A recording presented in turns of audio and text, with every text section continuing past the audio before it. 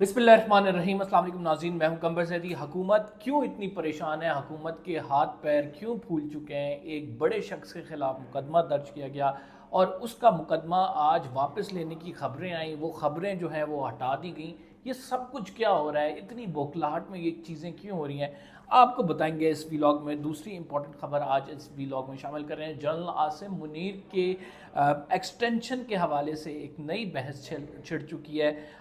नवंबर का महीना बहुत अहम कंसिडर किया जा रहा है। क्या ये नई बहस है और इसमें कौन कौन शरीक है, किस तरह से नोटिफिकेशन पे बातें हो रही हैं, ये भी आपको इस व्लॉग में बताएंगे। तीसरी, मौलाना फजलुर रहमान साहब आखिर एकदम से इतना क्यों हुकूमत के ख़िलाफ़ हो गए और वो स्टाब्लिशमेंट को तनकीद का निशाना क्यों बनाना शुरू हो गए। आउट ऑफ नो वेयर एकदम से मौलाना साहब को क्या हुआ है। कल चिन्योट में बड़ी उन्होंने धुआंधार तकरीर की है, लताड़ा है स्टाब्लिशमेंट को, वो भी आपको बताएंगे इस व्लॉग में। अगर आपने चैनल सब्सक्राइब नहीं किया तो सब्सक्राइब कर लें, बेल का आइकन जरूर दबाएं, फेसबुक पे फॉलो करना ना भूलें।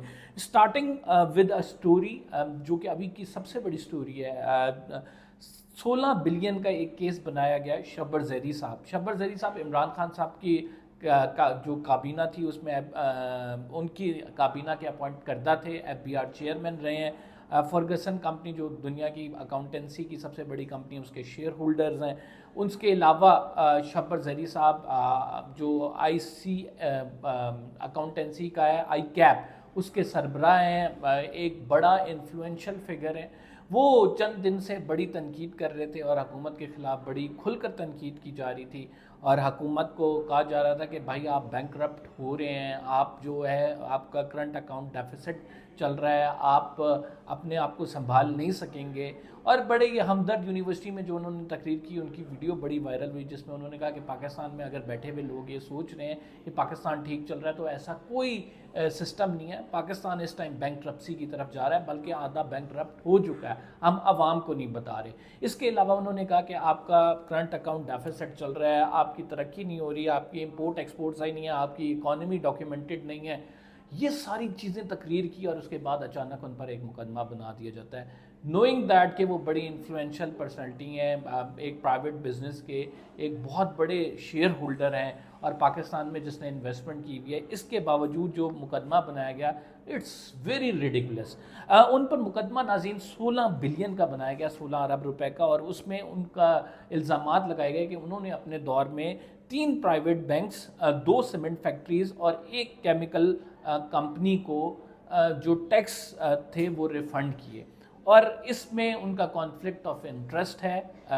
वो कंपनीज़, ये जो 3 प्राइवेट बैंक्स हैं, 2 सीमेंट कंपनीज़ हैं, एक केमिकल फैक्ट्री है, ये FBI चेयरमैन की पहले से उनकी फर्गसन कंपनी की क्लाइंट थी। तो इसमें उन्होंने रिलीफ दिया है। टोटल 16 अरब रुपए का उन पर ये मलबा डाला गया। 7 अरब 72 करोड़ का तो सिर्फ HBL का है। अच्छा, HBL जो बैंक है नाज़रीन, वेरी इंटरेस्टिंगली हमारे जो वज़ीर ख़जाना साहब हैं मोहम्मद औरंगज़ेब साहब, ये उस टाइम HBL के सरबराह थे। फिर HBL के सरबराह से इनको उठाकर इनकी मुलाकात हुई जी हमारे कर्ता धर्ताओं के साथ। उस एक मीटिंग में इनको कहा गया कि आप ऐसा करें कि मुल्क के मामलात देख लें, मईशत को देख लें। तो फिर इनको वज़ीर ख़जाना लगा दिया गया और वज़ीर ख़जाना जो थे इससे पहले HBL के सरबराह थे। अब जो HBL के सरबराह थे वो हमारे मौजूदा वज़ीर ख़जाना है और केस जो बनाया गया ये उन्हीं के दौर का बनाया गया है। यानी मौजूदा वज़ीर ख़जाना को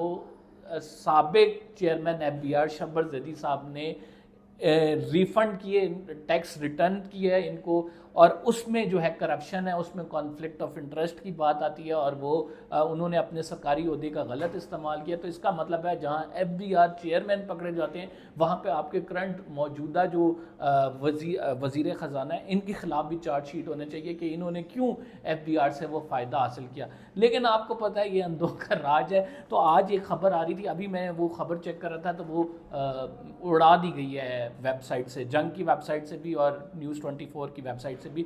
उसमें ये था कि जो FIA ने लेटर लिखा है और FIA ने लेटर लिख कर कहा है कि वो ये केस जो है वापस लेना चाहते हैं। FIA के करप्शन सर्कल जो विंग है उसने ये लेटर بیسکلی جو ہے عدالت میں لکھا ہے، اور وہ یہ کہتے ہیں کہ اس کیس کو وہ واپس لینا چاہتے ہیں، لیکن یہ خبر جو ہے ابھی اس ٹائم موجود نہیں ہے۔ تو آپ نے صرف ایک بندے کی تنقید کی وجہ سے کہ وہ آپ پر تنقید کر رہا ہے، وہ اس عوام کو صحیح گائیڈ کر رہا ہے، اس عوام کو بتا رہا ہے ہم کس صورتحال میں ہیں، ووکل ہے بہت زیادہ، اس کے کلپس وائرل ہو رہے ہیں، آپ نے اس پر مقدمہ بنایا، آپ نے اس مقدمے کو اتنا مطلب یہ کہہ سکتے ہیں کہ آپ بھونڈا مقدمہ بنایا کہ اس مقدمے میں آپ کے موجودہ وزیر خزانہ بھی انڈائکٹ ہوتے ہیں، اس میں وہ ملوث مجرم قرار پائیں گے۔ تو یہ جو ہے، یہ جو حکومت کی بوکھلاہٹ ہے، یہ اس بات سے آپ اندازہ لگا لیں کہ یہاں پہ جو فریڈم آف ایکسپریشن کتنا ہے، آزادی ظاہر رائے کس طرح ہے، کس طرح سے لوگوں کی زبان بندی کرنے کے لیے جھوٹے مقدمات بنائے جاتے ہیں۔ اور کیا اب یاد آیا ہے ایف بی آر سے جو ریلیف لیا تھا اتنے سالوں میں، کوئی یاد نہیں تھا، یہ 2025 آ گیا، 4 سال بعد آپ کو یاد آیا کہ وہ 4 سال پہلے تو انہوں نے بڑا ریلیف دیا تھا، تو چلو اب ان پر مقدمہ درج کر لو۔ اٹس مطلب یعنی یہ آپ کہہ سکتے ہیں ایبسرڈ ٹوٹلی، مطلب یعنی ایک فرسٹریشن کا شکار ہے۔ یہی دیکھ لیں آپ کہ مطیع اللہ جان صاحب کے خلاف جو مقدمہ بنایا گیا ہے، وہ صحافی جو کہ جسے سالوں ہو گئے صحافت کرتے ہوئے، اس پر ایک مقدمہ بنا دیے کرپشن کا، اس پر ایک مقدمہ بنا دیے منشیات فروشی کا، اس پر ایک مقدمہ بنا دیے جو سرے سے ہاتھ پیر ہی نہیں رکھتا، اور اس کی چارج فریم اس پر ہو رہا ہے، اس پر جو ہے میاں علی اشفاق صاحب کو مطیع اللہ جان صاحب نے انگیج کر لیا ہے۔ اور اسٹیٹ کونسل یہاں پہ اسٹیٹ وزیر جو ہیں وہ بیٹھے ہوئے ٹاک شوز میں کہتے ہوئے نظر آ رہے ہیں جی بڑا غلط ہے، ہم جانتے ہیں مطیع اللہ صاحب کی بڑی جو ہے ریپوٹیشن ہے، وہ بڑے زبردست جرنلسٹ ہیں، ان کے خلاف غلط مقدمہ بنایا گیا۔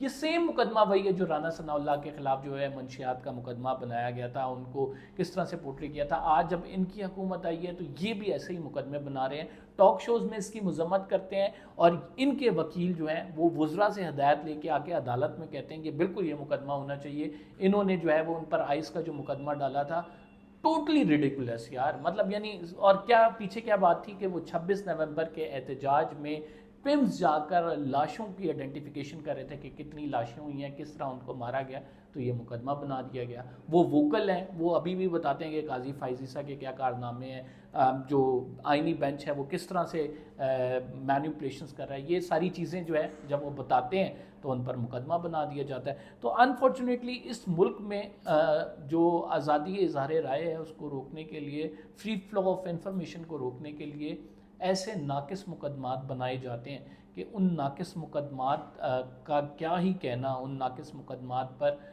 ہم اپنی قسمت پہ رو ہی سکتے ہیں کہ بڑا انفارچونیٹ ہے ہم ایسے معاشرے پہ رہ رہے ہیں۔ اور یہ سارا بار مسلم لیگ نون پر جاتا ہے کہ مسلم لیگ نون کس طرح سے یہ کر رہی ہے، اور یہ آنے والے دنوں میں مسلم لیگ نون کو ہانٹ کرتا رہے گا کہ کس طرح سے آپ کی حکومت میں صحافیوں پر مقدمے بنائے گئے، آزاد خیال لوگوں پر مقدمے بنائے گئے، اپنی رائے کا اظہار کھل کر کرنے والوں پر مقدمے بنائے گئے۔ Nobody will remember anyone except جو اس ٹائم پہ رول کر رہا ہو۔ شہباز شریف صاحب رول کر رہے ہیں، ان کی یہ حکومت ہے، اور مسلم لیگ نون آئندہ آنے والے دنوں میں اس پر ریگریٹ کرے گی، گلٹی کرے گی، معافیا مانگتی ہوئی نظر آئے گی۔ آپ میری یہ بات یاد رکھیں۔ بہرحال آپ کو اگلی خبر پہ لے کے چلتے ہیں۔ مولانا فضل الرحمان صاحب کیوں جو ہے وہ بڑے آپ یہ کہہ سکتے ہیں دھواں دار خطاب کر رہے ہیں۔ مولانا فضل الرحمان صاحب کی جانب سے کہا جا رہا ہے اسٹیبلشمنٹ کو کہ ہماری اسٹیبلشمنٹ دوسری جنگ پر اتر آئی ہے، ایک طرف انہوں نے انڈیا کو مات دی لیکن دوسری طرف انہوں نے افغانستان کا بارڈر کھول لیا، آپ کو راس نہیں ہے ہم، اور پھر وہ یہ بھی کہتے ہیں آپ کارگل بھول گئے ہیں، یہ خدا نے جو عزت دی ہوئی ہے اس کا خیال کریں، آپ کو پتہ نہیں ہے کہ مشرقی پاکستان میں کیا ہوا تھا، تو صحیح آڑے ہاتھوں لے رہے ہیں۔ اس کی وجوہات بڑی واضح ہیں۔ پھر وہ کہہ رہے ہیں کہ مذاکرات کرنے والے جو جنگ کرنے والے مذاکرات نہیں کرتے، اور جو مذاکرات کرتے ہیں وہ جنگ نہیں کرتے، یعنی وہ کہہ رہے ہیں کہ اس مذاکرات میں انوالومنٹ سیاسی قوتوں کی ہونی چاہیے۔ مولانا صاحب at this point in time, جب وہ آپ کو پتہ ہے کہ یہاں پہ خیبر پختونخوا میں جب آپ یہ ہو رہا تھا سہیل افریدی صاحب کا، تو وہ جوائنٹ اپوزیشن کے امیدوار بھی بنے ہوئے تھے، انہوں نے اپنا جو شخص ہے وہ اتارا میدان میں۔ پھر سہیل افریدی صاحب کا نوٹیفیکیشن جو ہے کالعدم کرانے کے لیے وہ انہوں نے عدالت سے بھی رجوع کیا۔ وفاق میں ان کی پالیسی بالکل الگ ہے، وفاق میں وہ اس حکومت کے مخالف نظر آتے ہیں، اور لیکن 26ویں آئینی ترمیم کی میں اسی حکومت کے ساتھ تھے، یہ 26ویں آئینی ترمیم ان کی جانب سے کرائی گئی. تو مولانا کی پالیسی جو ہے وہ بڑی مبہم ہے، جہاں پہ ان کا مفادات نظر آتے ہیں وہاں پہ وہ جھکتے ہوئے نظر آتے ہیں. یہ جو اسپیسیفکلی بات کی گئی ہے مولانا صاحب کی جانب سے، یہ اس وجہ سے کی گئی ہے کہ مولانا کے بڑے سٹیکس ہیں، مولانا کے انٹرسٹ ہیں افغانستان میں، اور مولانا یہ نہیں چاہتے کہ افغانستان سے جنگ ہو. ایک فکری نظریاتی مرحلہ بھی ہے جس میں مولانا صاحب کی فکری ہم آہنگی بھی ہے. بہت سارے ظاہری بات ہے، پشتون بیلٹ جو ہے اور پھر افغانستان، ان کا آپس میں کلچرلی لنک بھی ہے، ریلیجیسلی بھی لنکڈ ہے، مکتبہ فکر بھی ایک ہے.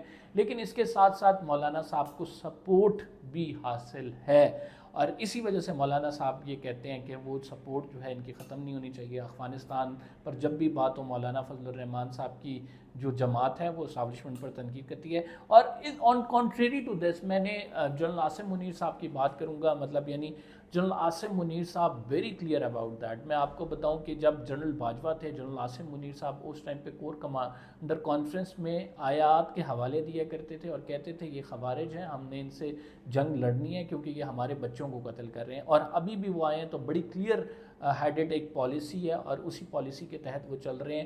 وہ کہتے ہیں کہ انہوں نے ہمارا نمک کھایا ہے، یہ نمک حرامی کر رہے ہیں. انہوں نے جو ہے وہ طالبان جو ہے وہ ان کے کوئی مذاکرات کا حل نہیں ہے، کوئی گڈ طالبان کوئی بیڈ طالبان نہیں ہے، ہمیں ان کو ایلیمنیٹ کرنا ہوگا. تو اس پالیسی پہ چل رہے ہیں. تو دوسری سائڈ سے بھی بڑی کلیئرٹی ہے اس حوالے سے. تبھی ہم دیکھ رہے ہیں کہ یہ جو مذاکرات ہیں وہ فیل ہوئے، اب دوبارہ سے مذاکرات کی بات ہو رہی ہے. بہرحال اس کا کیا نکلے گا آگے، یہ آگے چل کے ہم آپ کو بتائیں گے. ایک اور چیز جنرل عاصم منیر صاحب کی جو ایکسٹینشن کے معاملے پر ہے، وہ دو نقطۂ نظر آئے ہیں. ایک تو ان کی جو 3 سال کی مدت ہے وہ 29 نومبر کو پوری ہو رہی ہے. ہر آرمی چیف کا ٹینیور جو ہے وہ 3 سال کا ہوتا تھا، لیکن پھر آپ کو پتہ ہے قانون سازی ہوئی، اور اس قانون سازی میں یہ لکھا گیا کہ یہ قانون سازی جو ہو رہی ہے اس میں آرمی تمام چیفز کی مدت جو ہے وہ 5 سال ہو جائے گی. اور اس قانون میں یہ بھی لکھا گیا کہ اس کا اطلاق ماضی سے ہوگا، جب سے یہ لا بنا ہوا ہے اس ٹائم سے ہوگا. یعنی جب سے عاصم منیر صاحب چیف بنے ہیں تو اب ماضی سے اطلاق کا مطلب یہ ہے کہ اب وہ 5 سال کریں گے. تو اور ان کی جو ہے 2025 نہیں 2027 تک ان کی جو ہے وہ ٹینیور ہوگا.